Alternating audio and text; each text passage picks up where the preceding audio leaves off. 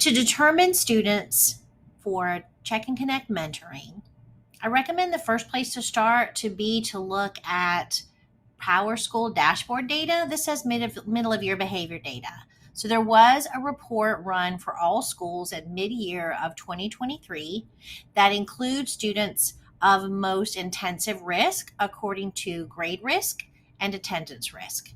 So running a report in the PowerSchool dashboard for students that are showing that high level of 4 for grade risk indicates that they're failing multiple classes.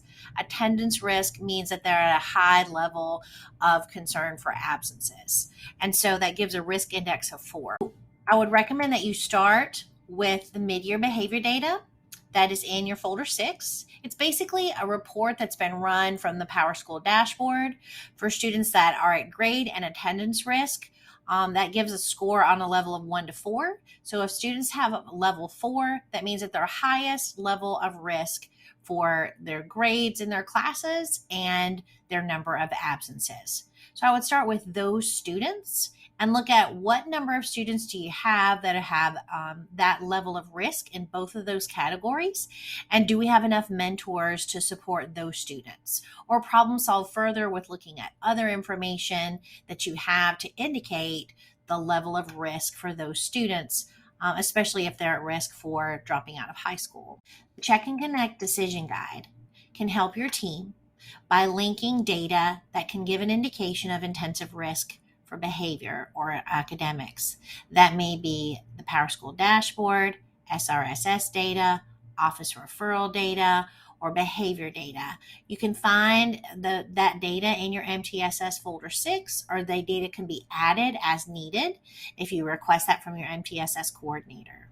But some of the considerations are, who are the students indicating most intensive risk according to that data? Do they have an IEP, 504, mental health services, or any other school-based support? Do they already have, any of those students already have an FBA, BIP? Who are students that would be candidates for Check and Connect support because they don't have any of these supports or services in place, but they are indicating intensive risk? And then looking at out of the students that you think are candidates for Check and Connect support, how many staff members do we have trained or do we have available to provide that? And then let's make a list of who are those we have available to support and who would we match up for the mentor-mentee situation for those staff members and those students. So this is just one example of how your team can approach looking at making decisions for students to receive Check and Connect mentoring.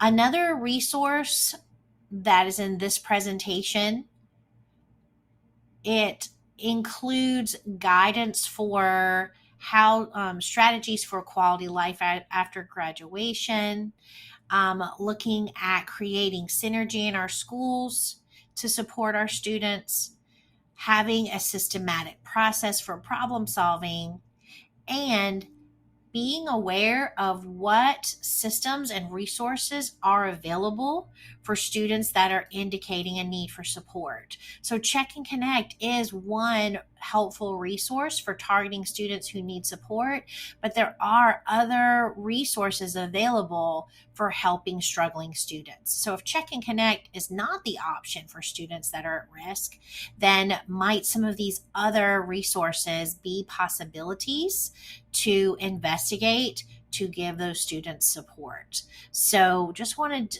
your team, as you problem solve and determine what students you can support with Check and Connect, then also being aware of what are other supports that are available to schools that you could utilize as resources as well.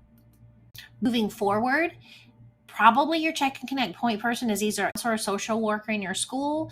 Make sure you know who they are and have good connections and communication to support the mentoring process.